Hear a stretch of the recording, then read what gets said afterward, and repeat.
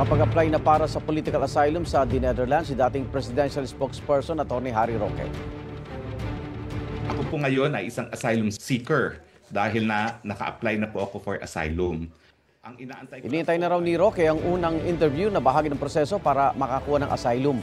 Sabi ni Roque, bilang asylum seeker, hindi na raw siya pwedeng hulihin o sapilitang pabalikin sa Pilipinas. Una nang sinabi ng Malacanang na application pa lang ang meron si Roque. Kabilang daw sa mga dapat niyang mapatunayan ang political persecution o panggigipit sa kanya rito sa Pilipinas para mabigyan ng asylum. Bagay na malabo raw ayon sa palasyo dahil maraming ebidensya laban kay Roque. Igan, mauna ka sa mga balita, mag-subscribe na sa GMA Integrated News sa YouTube para sa iba't ibang ulat sa ating bansa.